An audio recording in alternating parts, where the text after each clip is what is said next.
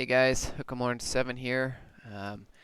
It is Saturday, June 15th. We just finished our 11th game here in Wilkinson, season 154, 53. I don't even honestly know where we at. 154, 153. Dang, struggle bus is real already. So conference championships are getting close. Although there's still some conferences that have things to decide, particularly at D1. A lot going on there. So we'll kind of talk on that. I'm joined as usual, Husker Fan 26. How you doing today? Oh, I'm good, man. Just out here chilling, watching some College World Series. Oh, nice. Yeah, I haven't really. Nebraska was in the regionals, didn't make it, of course, and then Texas was terrible. So I just kind of paid attention to see how many SEC teams made it, but I'll probably pay attention once we get down a couple teams. But yeah, you're right in Omaha, so that's easy for you. Yeah. So as I said, guys, we're going to kind of talk about the conference championships, maybe highlight a couple different teams that are either underperforming kind of from where we expected them to be, or overperforming from where we expected them to be, and highlight some things and go from there. Husker fans, so let's kind of start out in D1A, and we can just kind of start about the top here and go through the ACC. And what do you got going on there? What do you think is going to happen with the ACC? Well, for the ACC, for my money, I was looking at LSU, Saint, and Scully to go at it to determine who goes and represent their division, the Coastal Division. And then LSU, Saint decided to put a bit of a hurting on Scully, who is in his first season with UNC. It was a game at the half, but then come the second half, I guess LSU Saint decided to flex his muscles a little bit. When you actually look at, the total yards, the stats and everything, fairly evenly matched. But then when you look at the scoreboard in the second half, in that third quarter, Miami just exploded on UNC, or UNC decided not to come out of the dressing room. They were satisfied with where things were. But Miami is going to be representing the Coastal Division. But then you go over to the Atlantic side of it, and then you have the last game of the season between JJL with his Seminoles coming up against Laswell and his Boston College Eagles. That is the potential to be a good game, but I think it will go the way of the Seminoles because I think JJL has finally figured things out. I've seen him in a few other worlds where he's vibing and figuring things out, and I think this is his time again. He was in a national title in season 150, and I think he's odds-on favorite to make it back there again. I think he runs the table on his division, faces Miami.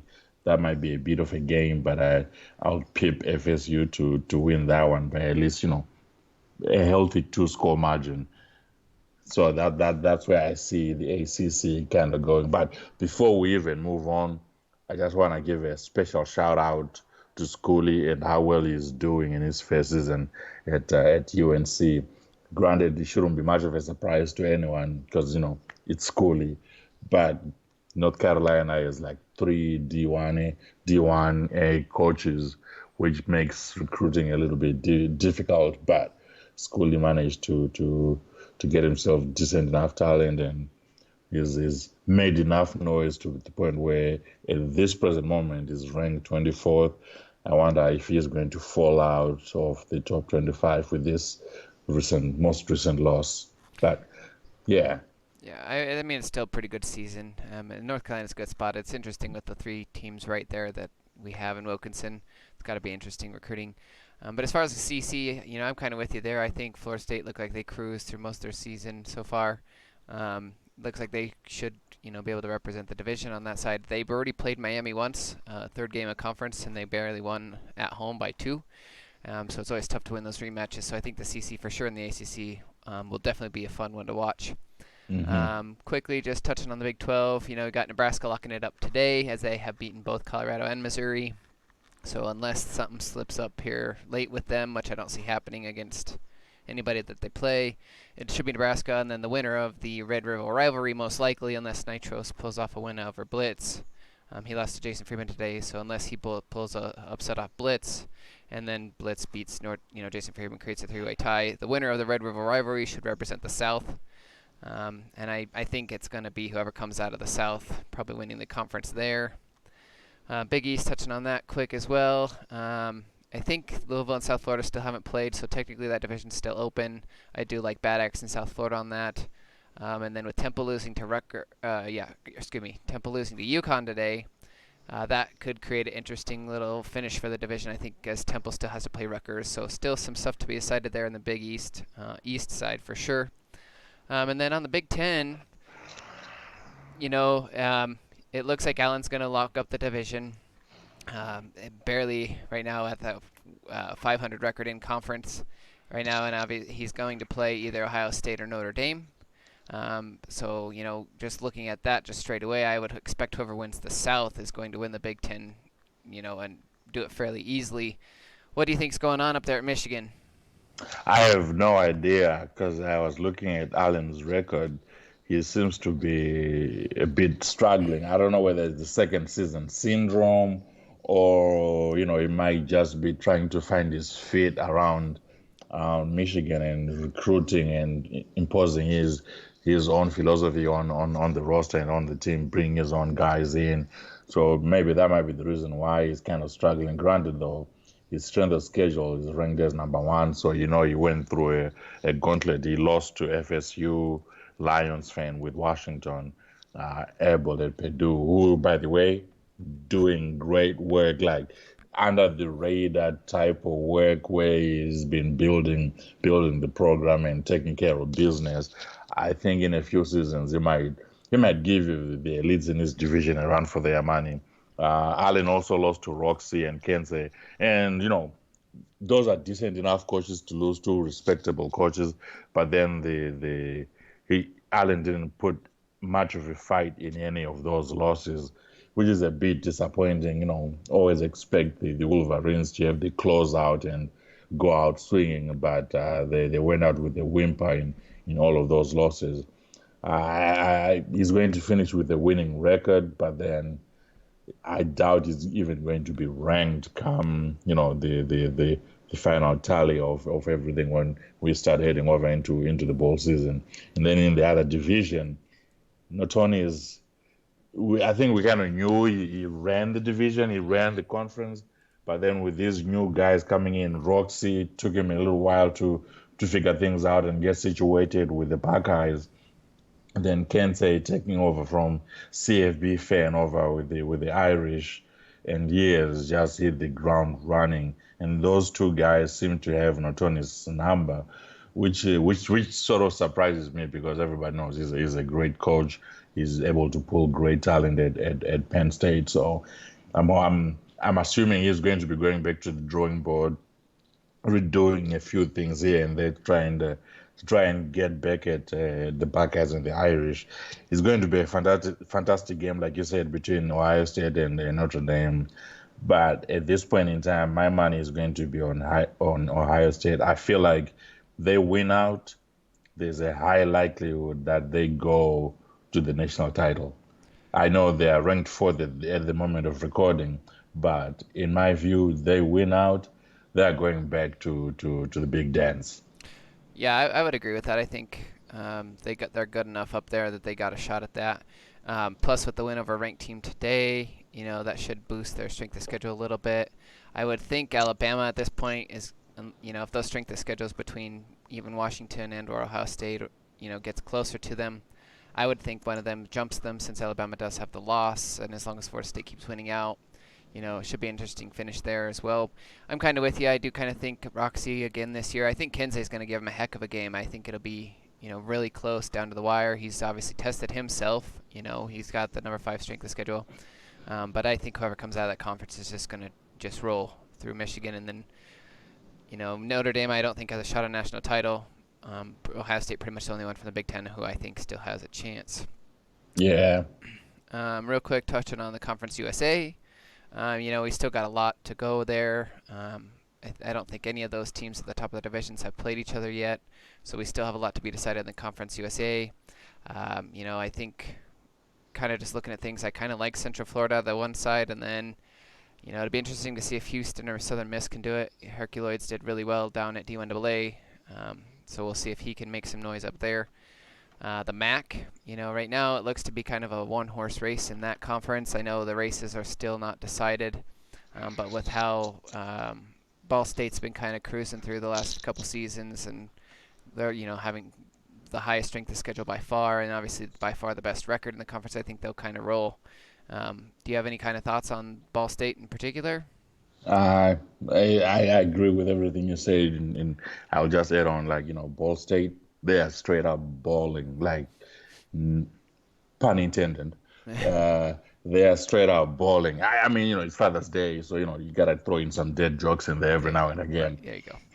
But Ball State, I think I played them first game of the season, and he's a good coach. He knows what he's doing. I've bumped into him a few times on the recruiting trail, so he goes after decent talent, elite level talent, or I go after mid-major level talent. You decide on your own what kind of talent I go after or he goes after. But I fully expect him to win the title and defend his conference title, and most likely make a level 5 ball game. He's already ranked. He's the only one in his division, in his conference, who's ranked, and he has beaten 2 of the 3 guys from the other side. So fully expect him to make a level 5, win the CC, and that's where I think things might be a little bit tougher once you get to the ball games, because I think in the level 5, it's most likely going to be an elite team is going to be facing. You think he can climb all the way to a level 5? Yeah, with the conference title win and beating everyone in his conference, I think he might sneak into top 10 situation. If anything, He maybe might. I guess if lower some of those teams. elites, if some of those Big Ten and Big 12 elites and stuff that are kind of on the edge, if they end up losing out and like they should, he might climb up. Got a lot of work to do, and I don't know if his conference is going to help him with his strength of schedule. So he's going to need those out of conference teams to keep winning. But yeah, it'll be interesting to see it. It'd be cool to see him, get in there and maybe have. I don't know if we have any other mid majors close to the top 10, but it'd be cool if we got a couple of them in the level 5s.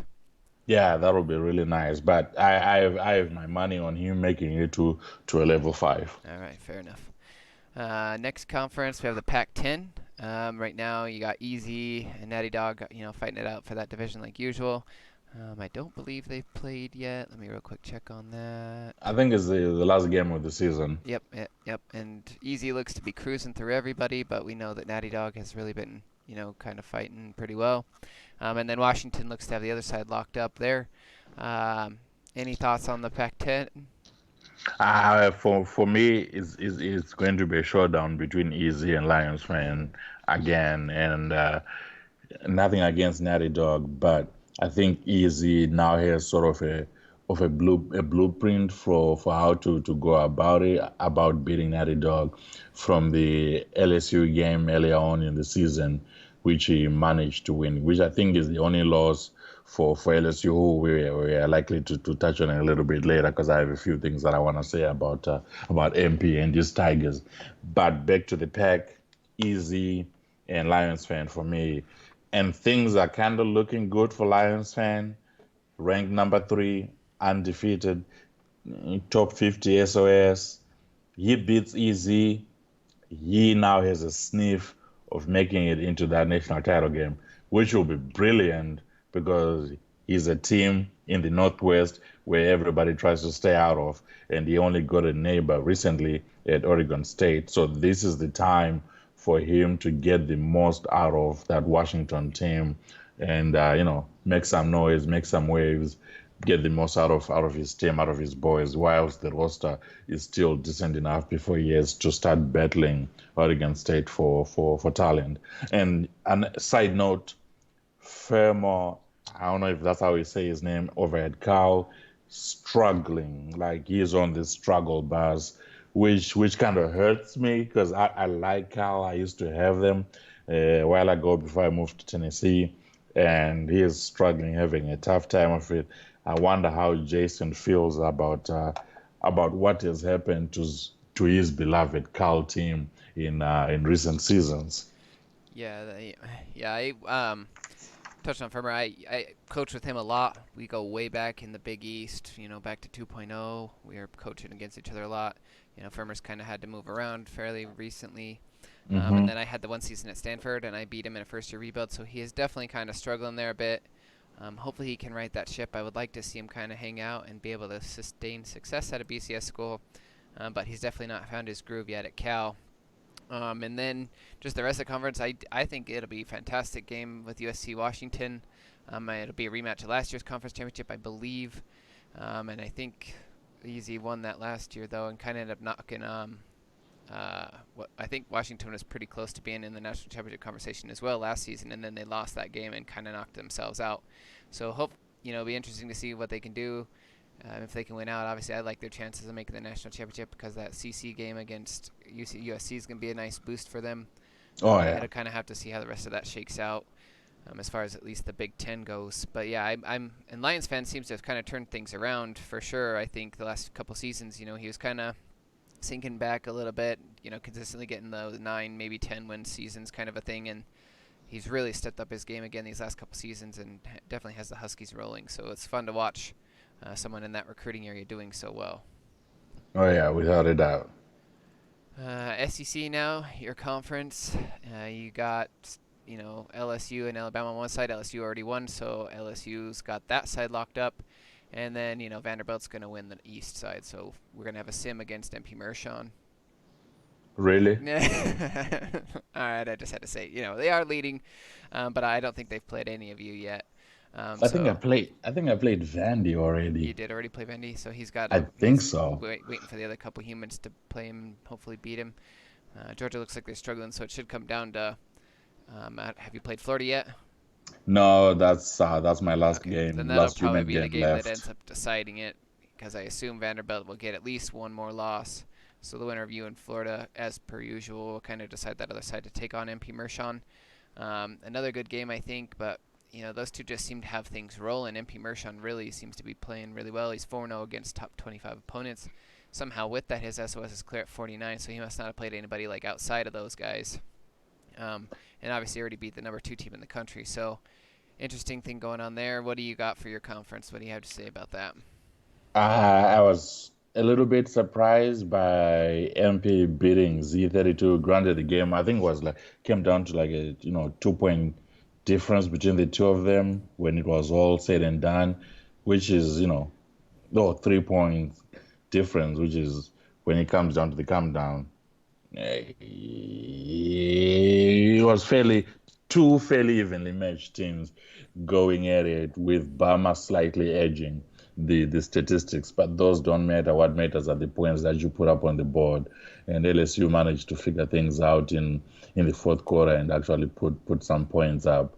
But I'm loving this MP resurgence. I don't know if we can call it that, but it does sure feel like it's a bit of a resurgence for MP and these Tigers. It's been a while since he has been making waves like that. It hasn't been a while since he has been putting the hurting on me. So that's nothing new, and I think he is going to roll in the conference title, whether he faces myself or Florida and Porter, because he has already beaten both of us already this season, and I think he just keeps rolling.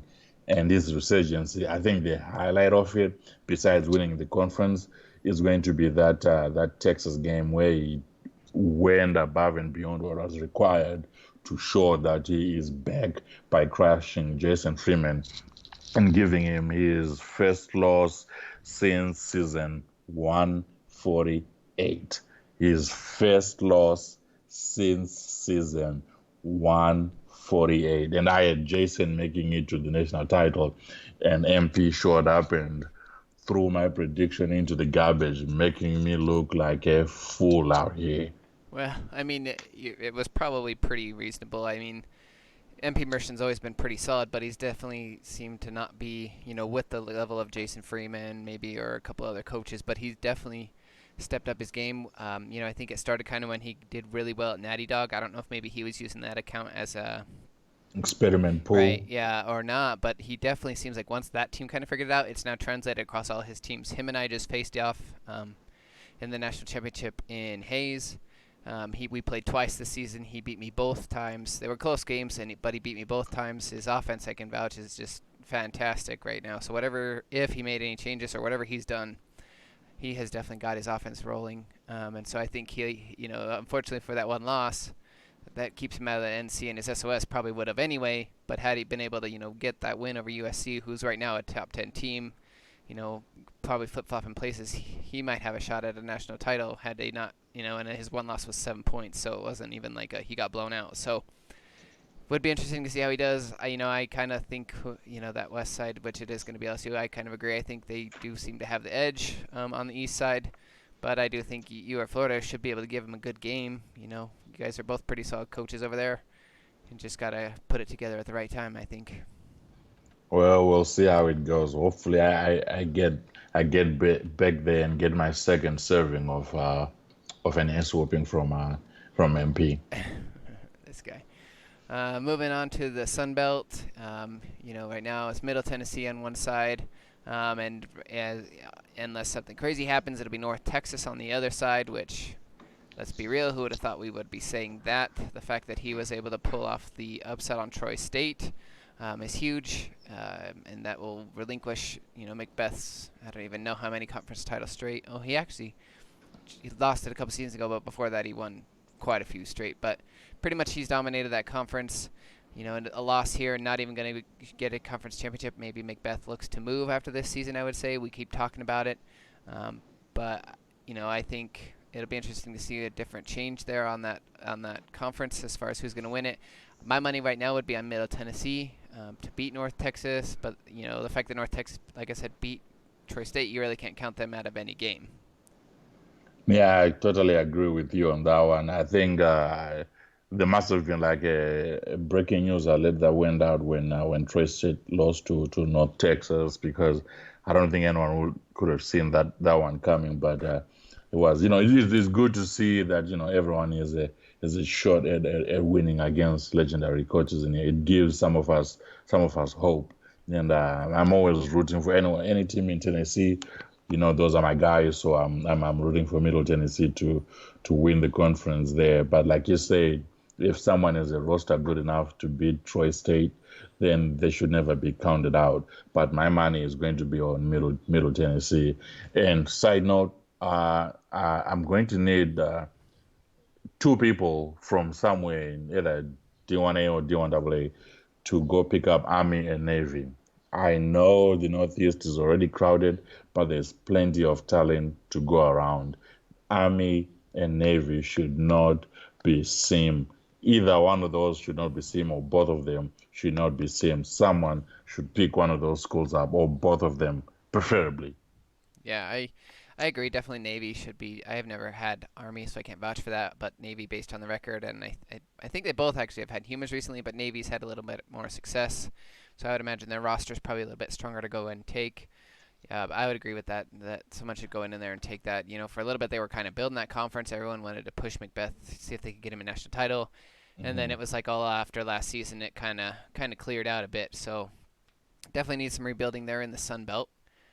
Last conference for D1A. We have the WAC, and we have Red Hat in Wyoming, who's a top 10 team. So kind of touching what we were saying earlier. If Indiana or Ball State can climb up high enough, we could get two mid-majors into level 5s, because right now Wyoming is locked in as a level 5, being in a top 10 team with a 18 strength of schedule, which is interesting considering that's not a great spot to recruit from. And he just got 3 coaches in the Colorado school, so we'll see if he's able to maintain that success. And it looks like on the other side he's likely going to play Nevada, but it's still open on that side as Hawaii has a loss as well. Do you have any thoughts about the WAC? The WAC is, I think it's safe to say that they are no longer WAC. Wyoming, like you said, top 10, level 5, almost guaranteed. My money is on them to win the conference, and I think it will be the first time for Red Hat to win the conference. Yep, it will be the first time he'll be winning the conference, and he has been improving every single season. First season out, ranked 53, at the end of it, 39, 27, 16, and now 7. And when he was ranked 16, he managed to win his level 4 ball game, which in Wilk, you're going to be facing a decent enough coach. In level 3 and up, you're facing a decent enough coach. So it's pretty impressive. He seems to know what he's doing. Granted that this is his 10th season in Wilk, 5 conference championships, and I think he's about to make it 6 conference championships with by picking up one in the WAC. And I was surprised by BJ lost to Cats at Nevada 41-0. That didn't I didn't see that one coming because I faced Cats a few times and he's a decent enough coach, and I faced BJ and he's up there with the best of them. And seeing him get shut out was a bit surprising and unexpected, but gives some of us hope that we might get some revenge when we play, or hopefully when we play MP in the conference title. But gotta get by Porter before even starting to think about that. Yeah, that's fair enough. And as far as talking about BJ and Red Hat, BJ Schumacher, I just played him in Leahy. It is a first-year semi-rebuild team he took over, but the deep margin of victory that it ended up being was very surprising to me. And the fact that you just pointed out he got shut out, by a human. In his same conference. It wasn't even like it was a BCS school or even an elite. Has me a little worried that, maybe BJ Schumacher's not fully invested in what he's got going on right now. It still look like he's recruiting and everything, just maybe not as invested as he should or typically is. And then Red Hat, I think it was Leahy also, or some other world. I don't remember which world, but he had a Wisconsin team, and I think he took them to like 3 or 4 straight national championships at Wisconsin. Wow. So I know that guy can coach. I know he can turn it around. I am surprised he's doing it at Wyoming, just because I know how terrible of a recruiting area that is, but he seems to have it figured out and doing very well. So I think he'll do really well, and I think he'll be able to give, whichever elite or BCS school he plays in his level 5 a very good run for their money. Yeah, and another little side note, like Big Zeke over at Utah. He recently left Colorado School of Mines, where I think he might have been the longest tenured coach ever, and he's doing decently enough. Where building his Utah team up. He's only 3rd season there, ranked 44, which I know is not impressive, but 8-3 record is nothing to scoff at, and I think it might be another double-digit win season for him at Utah. So that's one program I'll at least keep an eye on to see how he does there, given enough time. Yeah, I agree. I think I'm curious to see what he does at the higher levels as well. Do you have anything else to add for D1A across the board, or anything else like you wanted to touch on, or anyone else you wanted to talk about? Like MP and his Tigers, I think the Tigers managed to find their teeth, and they are no longer, when you meet them on the field, they are going to give you a good draw, and if you slip, they will bite you. So it's been an impressive run, and Macbeth and Troy State, I think this might be.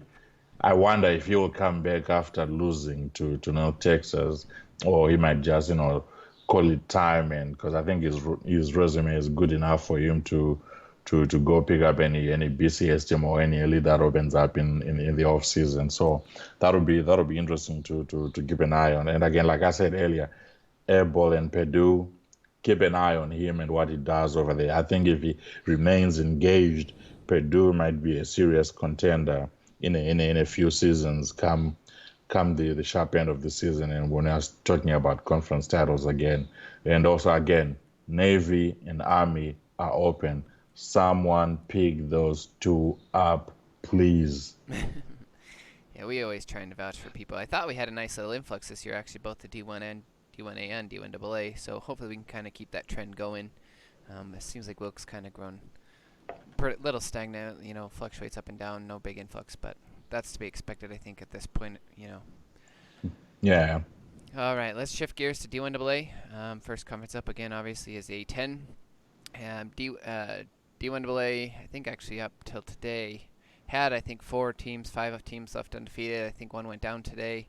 And this conference looks pretty well locked up. It's going to be Nova and New Hampshire. We all know what Nova and Kaz can do. New Hampshire's still in a little bit of a rebuild, but performing extremely well. But that low SOS, might be a little misleading. So my money on the A10 is tried and true, sticking with Villanova to win it again. I don't think it'll be extremely close, but you never know. New Hampshire's playing pretty well. Do you have any thoughts on the A10 at all?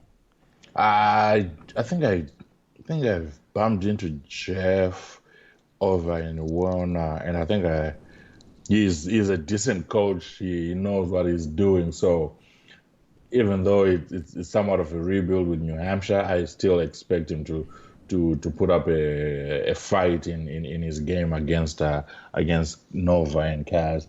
He is young quarterback, so that will hurt him. But nevertheless, I wouldn't completely count him out. I'll still expect him to put together a decent enough game plan to make a game of it. Yeah, I think it'll be an all right game, but I think just Kaz just does too much talent for that one to be extremely close. But we'll see. I'm always a fan of upsets. I think they're pretty neat, and that's what's awesome about GD.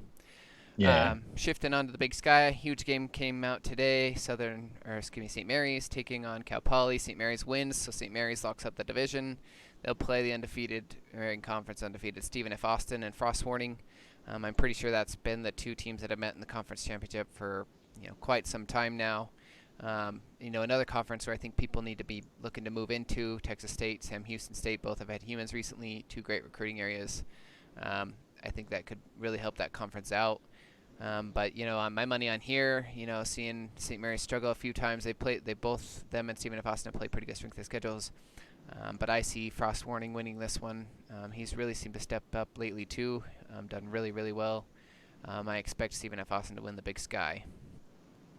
Yeah, I'm 100% with you on that one. Looking at St. Mary's quarterbacks, the senior isn't that great, then the redshirt sophomore, decent enough, but he's young to carry a team to a conference title in my view. So I'm Yeah. totally with you on that one.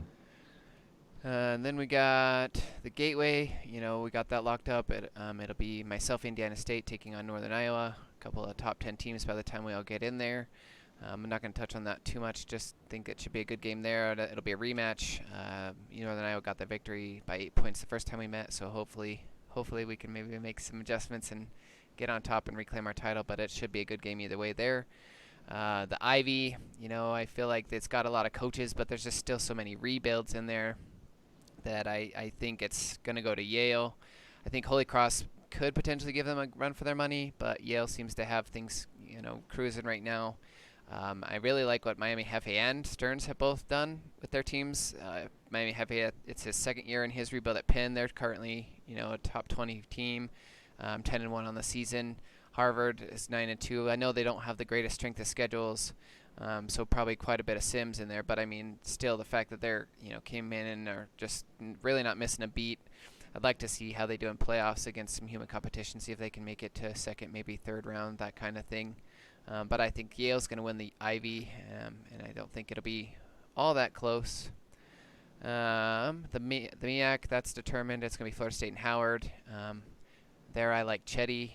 Chetty's been a staple there. He's been building really good with Florida A&M. He competed with me earlier this season. It was a pretty close game. Howard, I think, the Sea Lions fans been there. I think this might be his fourth season. Oh, yeah, right at his fourth. I just don't know him very well, so can't really vouch for anything. But I expect him to expect Chetty to kind of roll through that conference there. NEC, it's Georgetown all the way. I think they've been kind of dominating that conference. Looks like a Sim's going to come out of the other side on that. Couple things to note here. So Georgetown right now is number 10, so I think that's a 3 seed. So that's going to be a tough matchup for anybody second round. You know what I mean? Like you're expecting Yeah. Georgetown to be 1 or 2 seed, but as a 3 seed, that's going to be a tough matchup second round. And then Sacred Heart, CFB's been back. I think this is like his third season there. I don't know how invested he is. I haven't checked out his it's his second. But I haven't seen how he's recruited or anything like that. I'm just, you're seeing what Penn is doing and Harvard are doing, and some of these other schools that are brand new rebuilds as well. Why Sacred Heart's not finding success? I would imagine it's CFB's not invested. Would you agree with that? I mean, he's a better coach than that. Oh yeah, he's definitely not invested. He has one, two, three, four, five losses to Sims, and the win was a 6 point win against a Sim. So yeah, I think it's safe to say he's definitely not paying any attention to the team right now. Or if not, he's trying something that is super experimental, which is clearly not working. But Well, and I'm looking at his classes. He filled about 50% last year and didn't recruit this year. So he must have decided to come back, decided he still didn't want to actually participate, maybe did a 5 pack or something, and is just kind of letting the team coast. And that's unfortunate because he's a good coach. Sacred Heart's a good area to recruit. You know, used to be a really solid team, and Wilkinson was kind of a power for a while. Kind of hoping they would rebuild, but it looks like they're going to just fall. So anyone looking here, the NEC is very much wide open on that North Division. You essentially have no human competition in your side, so you can win the conference championship. Robert Morris, I think, had a coach fairly recently, and maybe Stony Brook might have had one for one season. So some good teams up in the area. You can go and make yourself, get some wins and get yourself in the conference championship. The OVC, which I believe is probably the toughest conference in D1AA, I don't really know. Well, they used to be, I guess. But I'm kind of surprised at how this one's going. You got Tennessee Martin's obviously going to win the one side, and I believe Sanford's going to win the other side. They both have played extremely well, and have had strong strength of schedules. For me, I'm really surprised by Tennessee Martin. He's been doing pretty well the last several years, and he's been right on the edge of I guess greatness. But some third round appearances, otherwise nothing too great. He's won the conference 4 straight years, but I expect Tennessee Martin to make a lot of noise this season, and I really think that Sanford game, that rematch, should be fun. I think Tennessee Martin won the first time, but I'm excited to see how that game rematch is there. And then the PFL, kind of the other big conference that I wanted to highlight here. You had the big game with Dayton and VMI today, with Dayton winning. Dayton now moves to 10-1 and has the number 2 SOS and is now currently the number 1 team in the country. And they will play the Coastal Carolina, who Jay has built that team up. They're probably right on the edge of doing really well. They had a fantastic playoff run that was kind of a surprise last season. With the Grunt Boy, with his offense, I was curious how this game would come out, and Dayton kind of cruised through them. So I was a little bit surprised that it was that lopsided, but I mean that just proves how great Dayton is. Any thoughts on the PFL at all there? I'm surprised San Diego is same, Val is same, Butler is same, Jacksonville. I would have thought, someone would be, at least two of those schools. Granted that the one side is already half full. I would still expect people to pick up, one of at least San Diego or it is like Butler, whatever human. And Well, Jacksonville used to be a pretty good team. Like it was CJ Sweat had it for a while, did some really good things there. I think it got taken a couple times after that. Charleston Southern was human recently, had some pretty good success. Yeah, I was kind of surprised with neither one of those being taken, especially Charleston Southern since they were so good recently. You kind of thought someone might snag in and cherry pick that one. And then, SoCon, that looks to be CJ's again. He may not even play a human in the conference title. I would imagine Nichols ends up, I haven't looked at the schedule, but I would imagine he beats those two Sims and he ends up going up and winning the division. I mean, if he's already got a loss, then that makes it even easier for CJ Sweat, but he's kind of tore that conference apart. And then the SWAC, I think these two teams still have to play each other between Texas Southern and Grambling. Grambling seemed to kind of have their number lately and done really well. We talk about Panschow, fairly often on this show. He's done great work and he's very, very long tenured there at Grambling State. I look for him to kind of roll through that and win that conference as well there. So kind of quick rundown there. I as far as a favorite to win the national title, for me, I don't really have one. I think there's several teams that could do it, but I don't. To me, there's honestly not one that stands out in my mind. I would have thought maybe Georgetown. The fact that they have a loss, could prove that they are vulnerable in some spots. You still got undefeated teams. Northern Iowa was a great one if he can, figure his things out during playoffs. Kaz last year was a first-round exit, which was very surprising. So hopefully he can keep his ship righted, or whatever the English term is there. But I don't really have a favorite to win at all in D1AA. I think it's very, very wide open, and I would say probably as many as, well, there's several teams in the top 10 that could do it, and I think there's probably realistically like 5 or 6 teams who could pull it out if they get the bracket that they need and get the breaks that they need in the games. Do you have a favorite at all to win it, or anything you wanted to touch on about D1AA? I think at this point in time it's a bit difficult to actually like pick who I will think is a favorite because, like you said, it comes down to the bracket and the matchups and who you get and at what stage do you get them, and that's going to be key. It'll become a little bit easier to pick one. I would want to say Dayton is my favorite to go all the way, but I I'm sorry to say I don't have I probably should have faith in them making it back there and hopefully actually winning it, but I can't see them going back there again this time around. Jay Hunters is usually a safe bet, but I think he might have figured a few things out with him beating you, who has been making it there. So that shows he has the ability to actually do it. But then I think it might come down to the bracket he gets because his recent second round exits haven't been good enough. He hasn't played up to his actual potential. It's been a while since he has made it to the big dance and actually won it. So that would be one to keep an eye on.